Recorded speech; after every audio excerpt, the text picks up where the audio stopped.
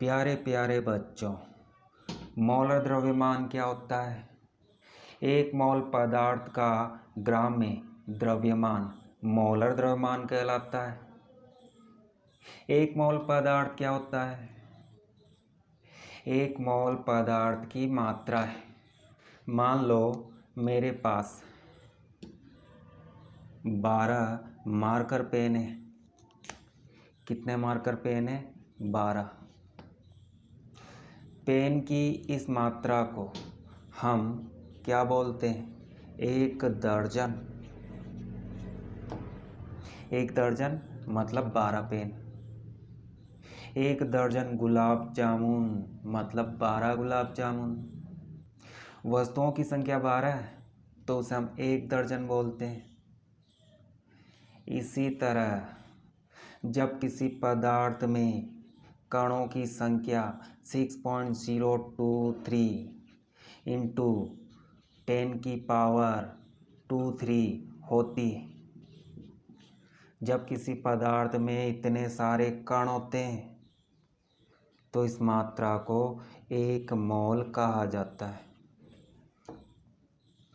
कण का मतलब कण परमाणु भी हो सकते हैं, कण परमाणु के रूप में हो सकते हैं, कण अणु के रूप में हो सकते हैं, कण आयन के रूप में हो सकते हैं, धनायन और ऋणायन के रूप में हो सकते हैं, और ये कण इलेक्ट्रॉन, प्रोटॉन, न्यूट्रॉन भी हो सकते हैं।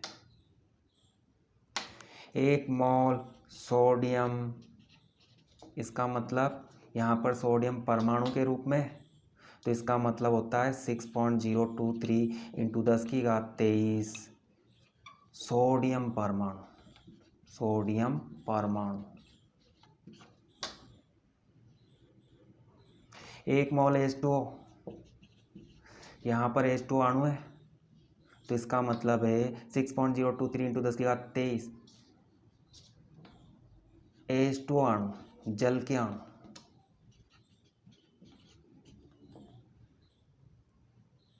एक मोल Cl माइनस आयन, तो इतने सारे आयन।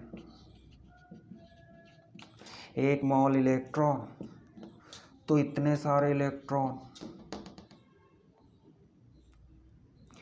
कणों की इतनी संख्या को एक मोल कहा जाता है। याद रखना। इसे हम उदाहरण से समझते हैं। सोडियम, सोडियम का परमाणु द्रव्यमान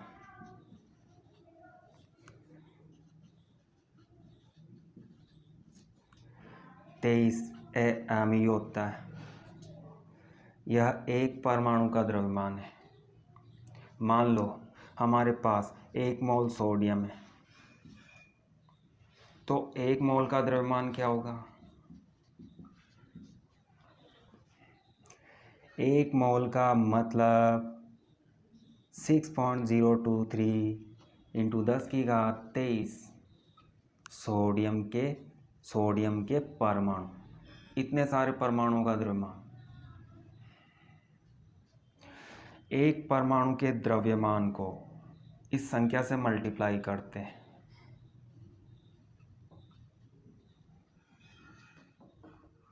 तो एक मोल परमाणु का द्रव्यमान आता है, परंतु यह द्रव्यमान AMU में प्राप्त होता है।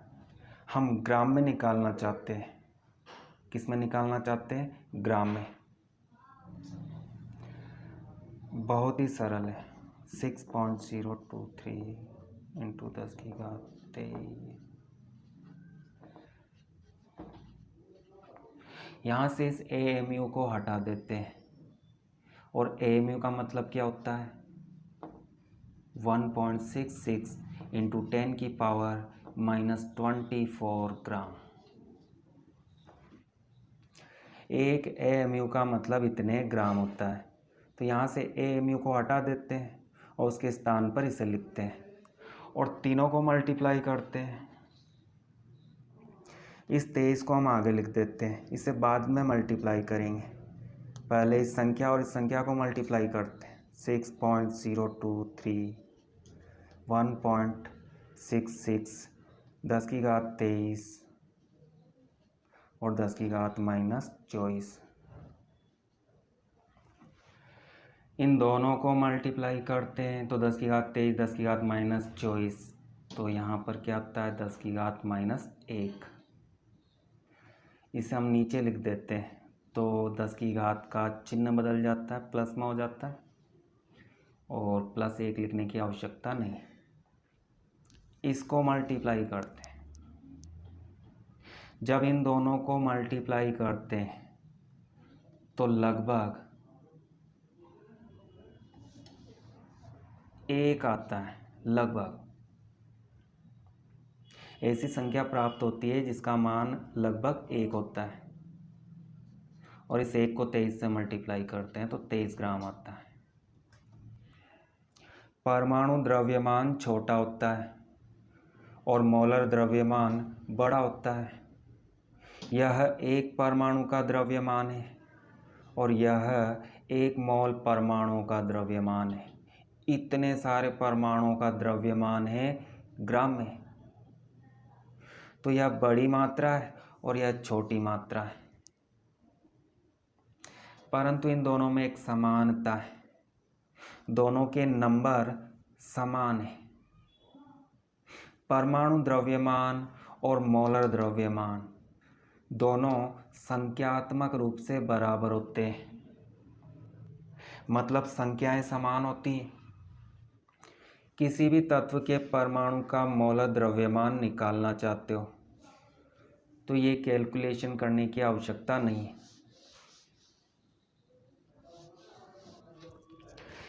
जैसे ऑक्सीजन के एक परमाणु का द्रव्यमान 16 mU होता है। 1 मोल ऑक्सीजन परमाणु का द्रव्यमान कितना होगा? 6.023 इंटू 10 की घात 23 को हम मल्टीप्लाई करेंगे 16 mU से। यहाँ पर हम द्रव्यमान ग्राम में लिखना चाहते हैं तो AMU को हटा देते हैं।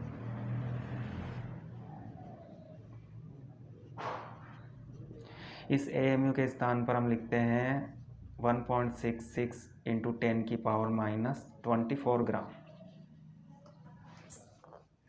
इस 16 को छोड़कर बाकी संख्याओं को मल्टीप्लाई करते हो तो बाकी संख्याओं का मल्टीप्लाई 1 आता है।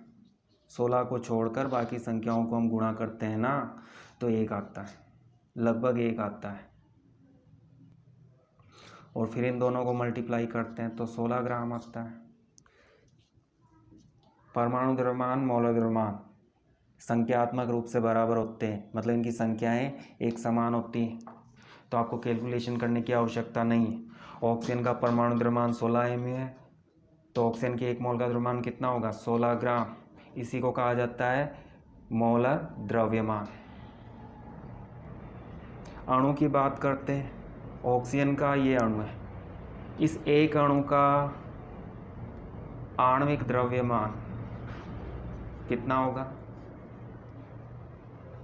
इसमें ऑक्सीजन के 2 परमाणु हैं तो 16 और 16 32 mU। ऑक्सीजन के एक अणु का आणविक द्रव्यमान 32 mU। इसी ऑक्सीजन के 1 मोल का द्रव्यमान कितना होगा? तो इसी 32 को यहाँ पर लिखते हैं और पीछे ग्राम लगा देते हैं। यहाँ पर 1 मोल O2 अणु है जिनका मोलर द्रव्यमान 32 ग्राम होता है। जल के अणु का मोलर द्रव्यमान निकालते हैं। जल के एक अणु का द्रव्यमान आणविक द्रव्यमान कितना होता है? 18 mU। 1 मोल जल के अणुओं का द्रव्यमान ग्राम में कितना होगा? तो कैलकुलेशन करने की आवश्यकता नहीं है। इस AMU को हटा देते हैं और सीधे हम लिख देते हैं ग्राम।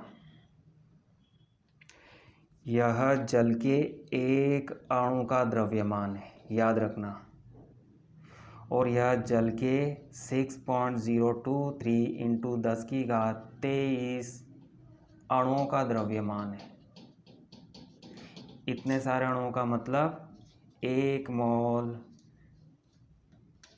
अणु। इतने सारे अणुओं का द्रव्यमान ग्राम में, और एक अणु का द्रव्यमान a म्यू में। तो उम्मीद करता हूँ प्यारे प्यारे बच्चों कि आपको ये बात समझ में आ गई होगी। अगर वीडियो अच्छा लगा हो तो लाइक करो, शेयर करो, और कोई कमी दिखती है तो कमेंट करके मुझे बताओ, मैं सुधार करूँगा। मिलते हैं अगले वीडियो में। Bye bye.